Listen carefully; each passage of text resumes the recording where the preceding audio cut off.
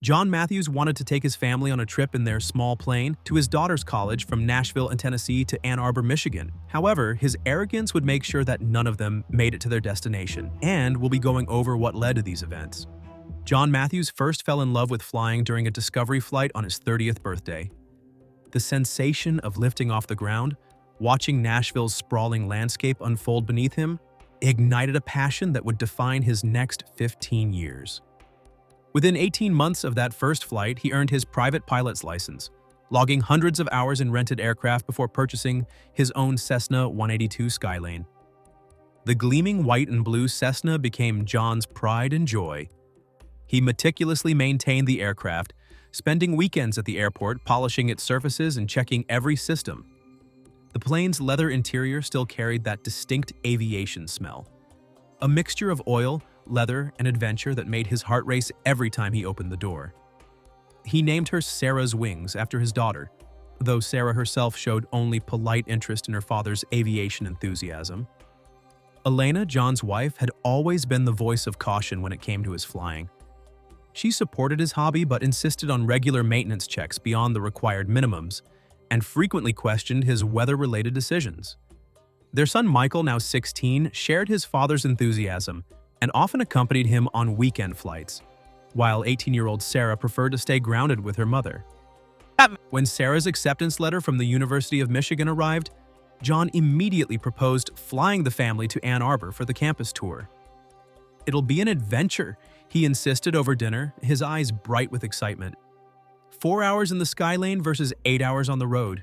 Plus, you'll get to see the campus from the air first. Sarah exchanged worried glances with her mother, but John's enthusiasm was contagious. Elena finally agreed after John showed her the maintenance logs and his recent flight hours. He'd made similar trips dozens of times, though usually with just one passenger. The family spent the week preparing for the journey, with John reviewing charts and weather patterns, while Elena packed snacks and motion sickness medications. Sarah researched campus tour schedules, trying to share her father's excitement about arriving in their private plane. The night before the flight, John spread his charts across the dining room table, plotting their course from Nashville International to Ann Arbor Municipal Airport. He checked and rechecked fuel calculations, wrote down frequencies, and filed his flight plan.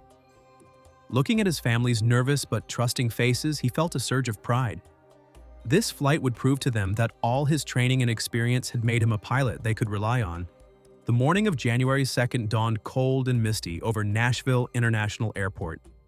The temperature hovered around 8 degrees with visibility reduced by a thick morning haze.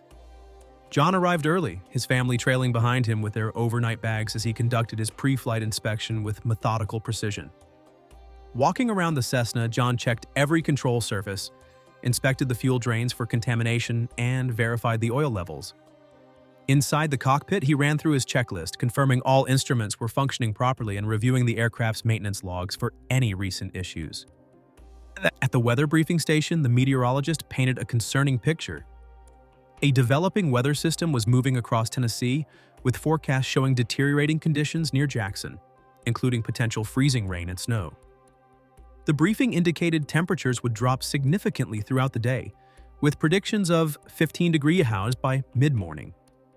"You might want to consider postponing," the meteorologist suggested, pointing to the radar showing a band of precipitation moving eastward. But John shook his head, confident in his ability to handle whatever weather came their way. He'd flown in similar conditions before, and the Cessna was well equipped for light icing conditions. Elena noticed his furrowed brow as he returned to the family. "Everything okay?" she asked, adjusting her scarf against the morning chill. John forced a smile, assuring her it was nothing they couldn't handle. Sarah sat quietly in the back seat, her college acceptance letter tucked safely in her backpack, while Michael eagerly claimed the co-pilot seat. The engine start sequence went smoothly, the Lycoming power plant rumbling to life in the cold morning air. As they taxied to the runway, John could see patches of blue sky breaking through the overcast layer. The tower cleared them for takeoff, and the Cessna accelerated down the runway, lifting smoothly into the morning sky. Initially, the flight conditions seemed to validate John's decision. They climbed through a thin layer of clouds into clear air, the sun bright above them. Below, Nashville's landscape disappeared beneath a growing blanket of clouds, but John remained focused on his instruments, maintaining their northbound heading. The family settled into the familiar rhythm of flight, unaware that the peaceful morning conditions were about to change dramatically. As they approached Jackson, the weather deteriorated rapidly. The temperature plummeted to 7 degrees C, and visibility dropped significantly as they encountered a mix of freezing rain and snow. The Cessna's dicing equipment struggled against the rapidly accumulating ice on the wings and tail surfaces. Elena noticed the tension in John's shoulders as he repeatedly checked the instruments. "Maybe we should land and wait it out," she suggested, her voice tight with concern. Sarah and Michael sat silently in the back, sensing the growing unease in the cockpit. "We're already halfway there," John replied, his eyes fixed on the instruments. The aircraft was becoming increasingly difficult to control as ice continued to build up, disrupting the airflow over the wings and creating a rough, uneven surface that severely reduced lift and increased drag. The radio crackled with warnings from air traffic control about deteriorating conditions ahead. Other pilots had reported moderate to severe icing conditions at their altitude. John requested a lower altitude, hoping to find warmer air, but the controller informed him that all altitudes below showed similar conditions. The Cessna's performance continued to degrade. The normally responsive controls felt sluggish, and maintaining altitude required increasingly more power. The ice accumulation was not only affecting the wings but also the propeller, causing concerning vibrations throughout the airframe. "Dad, the wings don't look right," Michael said, pointing to the thick layer of mixed ice forming on the leading edges.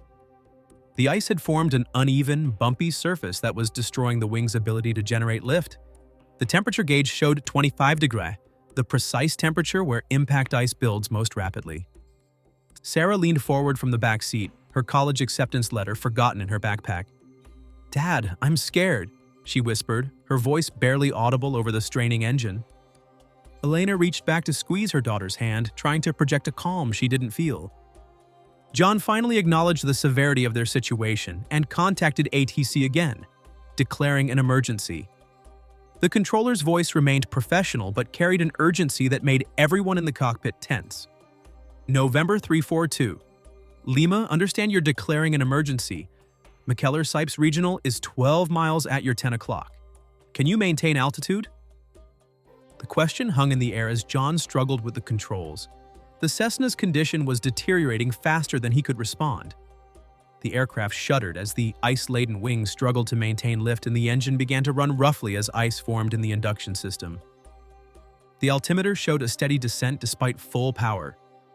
Elena gripped her armrest, watching as her husband fought with the controls. Each attempt to maintain altitude resulted in a dangerous decrease in airspeed. The stall warning horn began to chirp intermittently, its harsh sound cutting through the tense silence of the cockpit. Through the ice-streaked windshield, the ground below was barely visible through the worsening conditions. The aircraft's descent rate increased as more ice accumulated, and the engine's struggle became more pronounced. John's hands were white-knuckled on the controls as he tried every technique he'd learned in his 15 years of flying, but the physics of ice accumulation were unforgiving. The family's breathing seemed to synchronize with the labored sound of the engine, each person lost in their own thoughts but united in their growing fear. The situation had evolved from concerning to critical in mere minutes, a stark reminder of how quickly conditions could deteriorate in winter flying. The final radio transmission from November 342 Lima came at 10:47 a.m. Losing altitude, unable to maintain, severe icing. John's voice was strained but controlled as he fought with the increasingly unresponsive controls.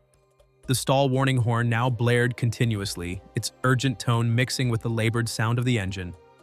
In the cockpit, time seemed to slow. Elena clutched her armrest, her eyes fixed on the rapidly decreasing altimeter. Sarah and Michael sat frozen in their rear seats, their faces pale with fear. The aircraft's nose began to pitch up despite John's efforts to maintain level flight, a telltale sign of an impending aerodynamic stall.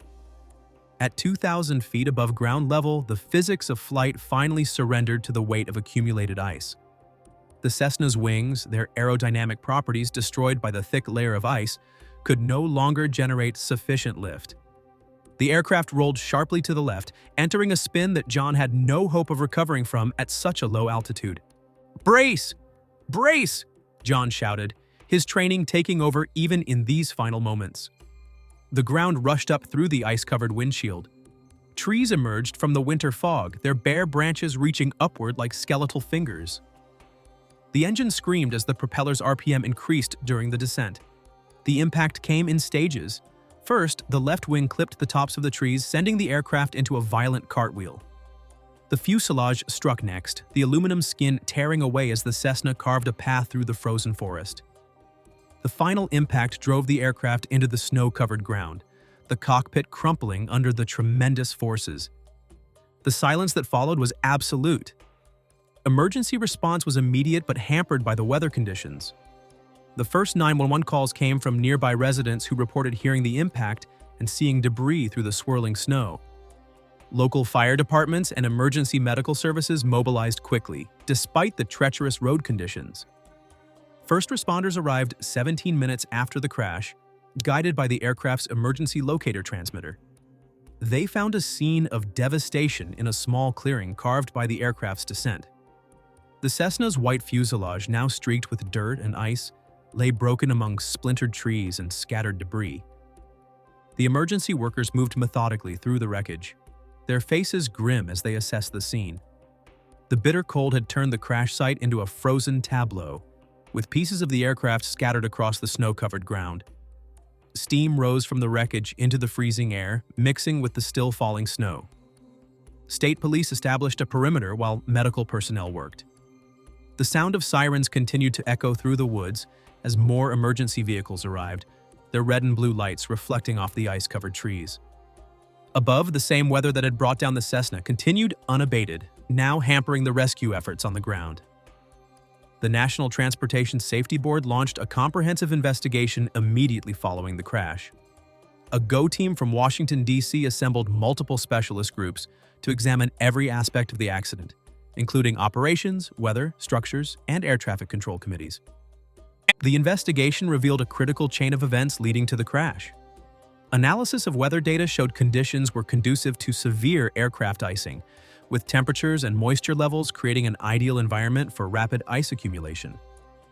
Technical examination confirmed that ice buildup on the wings and tail surfaces had dramatically altered the aircraft's aerodynamic properties. The NTSB's analysis determined that ice accumulation had increased the aircraft's stall speed while simultaneously reducing the critical angle of attack. Within minutes of entering icing conditions, the aircraft's drag had doubled, and its maximum lift capability had decreased by approximately 30%. The Matthews family tragedy resonated deeply throughout the aviation community, particularly among private pilots. The accident highlighted the critical importance of heeding weather warnings and maintaining conservative decision-making when faced with deteriorating conditions. First responders who worked the crash site underwent critical incident stress debriefing, recognizing the profound psychological impact such accidents have on emergency personnel. The ripple effect of the crash extended beyond immediate victims to affect airport staff, witnesses, and the broader aviation community. Following established protocols under the Aviation Disaster Family Assistance Act, the NTSB coordinated support services for the Matthews family. This included providing regular updates about the investigation, coordinating mental health support, and establishing a private space for family members to grieve. The NTSB's final report emphasized that this accident, like many others, was preventable. The investigation's findings contributed to the broader database of aviation safety knowledge, aiming to prevent similar tragedies through improved training, technology, and procedures. The board issued several key safety recommendations focused on winter weather operations and pilot decision-making in deteriorating conditions. The tragedy served as a sobering reminder of nature's unforgiving physics and the critical importance of conservative decision-making in aviation. The Matthews family's story became a powerful teaching tool in aviation safety programs across the country, particularly regarding weather-related decision-making and the dangers of continued VFR flight into IMC conditions.